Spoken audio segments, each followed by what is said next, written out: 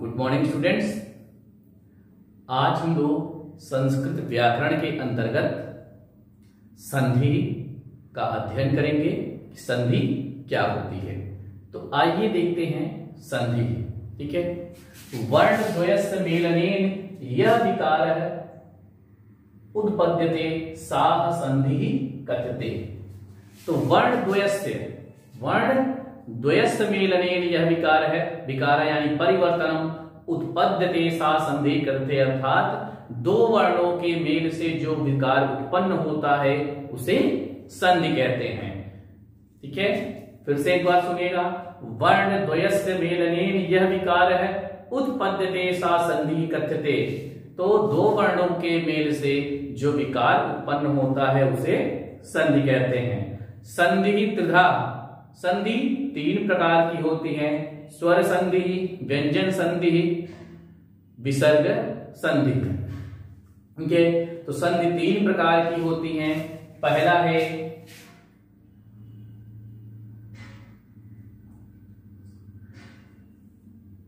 स्वर संधि,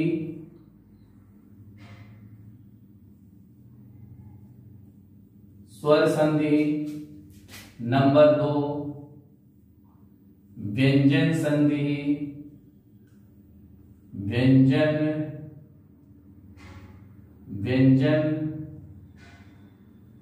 संधि। और तीसरा है विसर्ग संधि।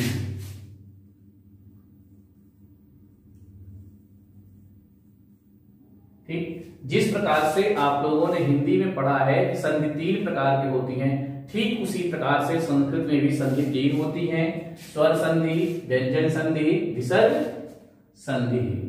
क्लियर। अब बात करते हैं हम लोग, आपको जो आपके सिलेबस में है वह केवल स्वर संधि है। तो स्वर द्वयस्य मेलनेन यह विकार भवति सह स्वर संधि कथ्यते। ठीक, यानी दो स्वर संधि के मेल से जो विकार उत्पन्न होता है उसे स्वर संधि कहते हैं। स्वर संधि पंचस्था, स्वर संधि के 5 भेद होते हैं।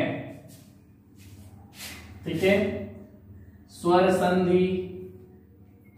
तो स्वर संधि की परिभाषा पहले आप लोग लिख लीजिए, जान लीजिए। स्वर द्वयस्य मेलनेन यह विकार है, मेलनेन यह विकार है। स्वर द्वयस्य मेलनेन यह विकार है भवति। ठीक, स्वर द्वयस्य मेलनेन यह विकार है भवति सह स्वर संधि कथ्यते। सह स्वर संधि कथ्यते।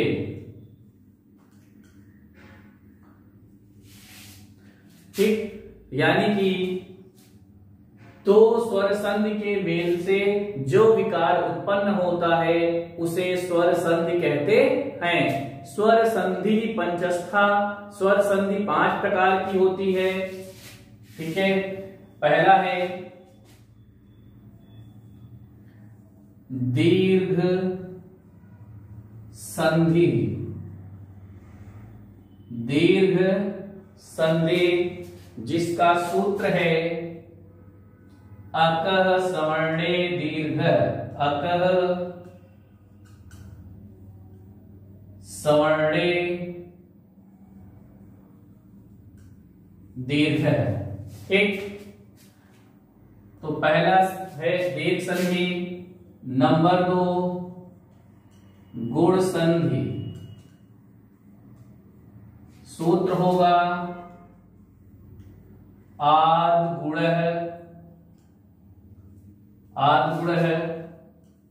नंबर 3 है गुण संधि, दीर्घ संधि, गुण संधि, यण संधि, यण संधि। सूत्र है इको यड़ची। नंबर 4 है वृद्धि संधि, वृद्धि संधि, सूत्र होगा वृद्धि रेची। नंबर 5 है अयादि संधि, अयादि संधि। ठीक है, अयादि संधि जिसका सूत्र होता है एचो अय वा यावह, एचो अय वा यावह, एचो अय वा यावह। अतः हम कह सकते हैं स्वर संधि के 5 भेद हैं। पहला दीर्घ संधि, दूसरा गुण संधि, तीसरा यड़ संधि, चौथा वृद्धि संधि और 5वां है अयादि संधि। ठीक है, तो आइए अब हम जानते हैं कि आखिर दीर्घ संधि क्या है और उसका नियम क्या। पहला है दीर्घ संधि और इसका जो सूत्र है अकः सवर्णे दीर्घ।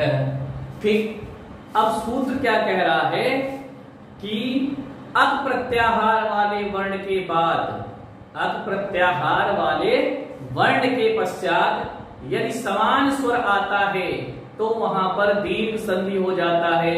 अर्थात अ इ उ रि रि इत्येषां पश्चात समान स्वर भवति तदा तत्र दीर्घ संधि भवति यथा। ठीक है, अब यहां पर देखिए आप लोग दीर्घ संधि में अक प्रत्याहार वाले वर्ण आएंगे। अक प्रत्याहार वाले वर्ण में क्या क्या आते हैं कि अ ई उ री रे, अ ई उ री री इत्येषां पश्चात, अ ई उ री री इत्येषां पश्चात समान स्वर भवति, समान स्वरः, समान स्वरः।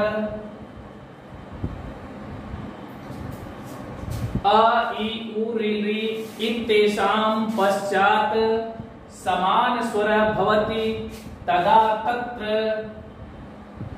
तदा तत्र दीर्घ संधि भवति, तदा तत्र दीर्घ संधि भवति यथा, यानी कि जैसे। ठीक, अब क्या कह रहा है दीर्घ संधि अकः सवर्णे दीर्घ सूत्र है, यानी अक प्रत्याहार वाले वर्ण के बाद सवर्ण यानी समान स्वर आए तो दोनों के स्थान पर दीर्घ हो जाता है। तो अक प्रत्याहार वाले वर्ण कौन कौन से हैं? अ ई उ रि रि इत्येषां पश्चात समान स्वर भवति तदा तत्र दीर्घ संधि भवति। अर्थात अ ई उ रि रि के बाद, के पश्चात या बाद समान स्वर आता है तो उनके स्थान पर क्या हो जाता है, वहां पर दीर्घ संधि होती है। यथा जैसे देखिएगा हिम धन आलय, हिम धन आलय। ठीक, और इसको जोड़कर लिखेंगे क्या बन जाएगा, हिमालय। ठीक, हिमालय। क्लियर, हिम धन आलय बराबर हिमालय है। यहां पर क्या हुआ, अ धन आ बराबर आ, इस प्रकार से यहां पर दीर्घ हो गया। इसी प्रकार से देखिए रवि धन ईशः बराबर हो जाएगा रविशः। तो यहां पर देखिए ई धन ई बराबर दीर्घ ई।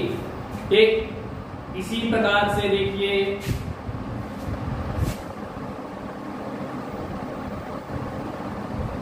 तरु धन ऊपरी बराबर हो जाएगा तरुपरी।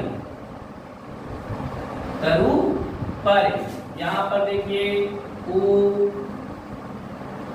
और उ दोनों मिलकर हो गया दीर्घ उ। ठीक इसी प्रकार से देखेंगे पितृधन ऋणम,